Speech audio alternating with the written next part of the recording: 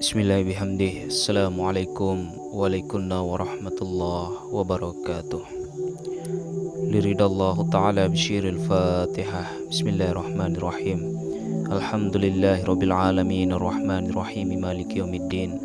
Iyyaka na'budu wa iyyaka nasta'in ihdinas siratal mustaqim siratal ladzina an'amta 'alaihim ghairil maghdubi 'alaihim waladdallin. Amin.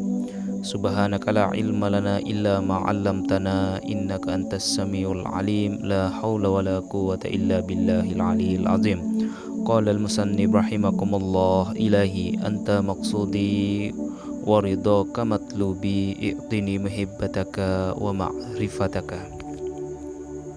Sahabatku, saudaraku, sigar penjalin dimanapun Anda berada, semoga kalian dalam keadaan sehat walafiat, dalam keadaan sadar, dalam keadaan selalu mengikuti kehendak Allah Subhanahu wa Ta'ala yang muncul di dalam batinmu. Alhamdulillahirabbil alamin. Kesempatan di malam yang berbahagia ini saya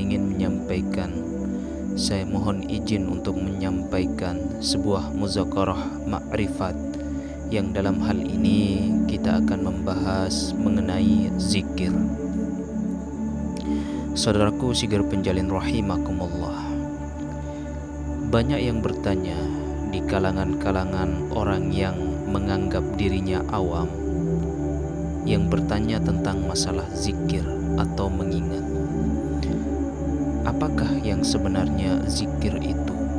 Apakah zikir la ilaha illallah itu adalah zikir tertinggi?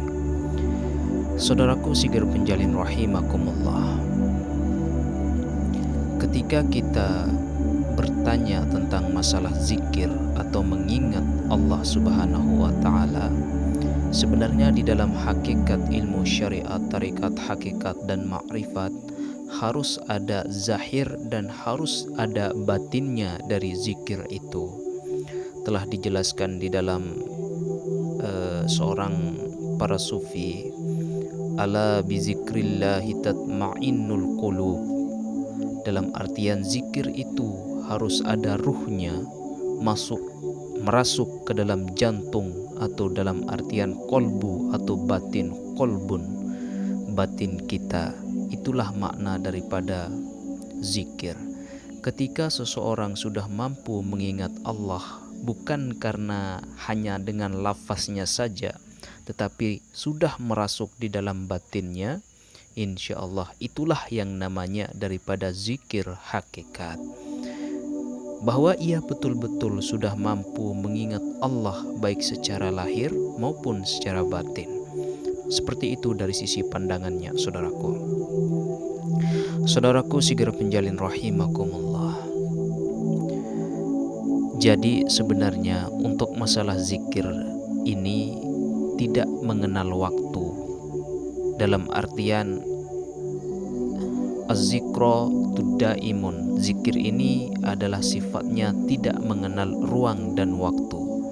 Dimanapun kita, dalam artian kalau secara zahir, kalau secara fikih memang kita harus ada tempatnya untuk mengucapkan zikir itu, saudaraku. Tapi jangan lupa di dalam batin ini yang terdalam ada posisi qalbun mu'min ka baitullah. Hati seorang mukmin adalah tempat daripadanya Allah Subhanahu wa Ta'ala. Dalam artian zikir tudaimun ini adalah jangan sampai kita melupakan hakikat daripada kesejatian Allah Subhanahu wa Ta'ala di dalam batin kita. Ketika seseorang sudah betul-betul mampu berzikir secara batin, berzikir secara daim, setiap langkah hidupnya di dalam kezahiran ini, insya Allah akan menampilkan yang disebut daripada Ar-Rahman dan Ar-Rahim, kasih dan sayang.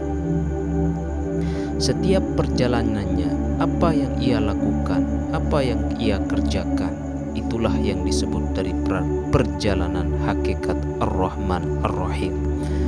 Saudaraku sigar penjalin rahimakumullah, itulah yang disebut daripada hakikat yang sebenarnya ketika kita menuju daripada zikir tudaimun.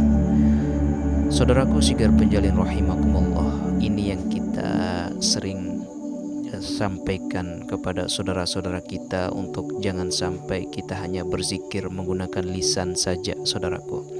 Akhirul kalam, assalamualaikum warahmatullahi wabarakatuh. Salamun qaulam min rabbir rahim. Salamun qaulam min rabbir rahim. Assalamualaikum.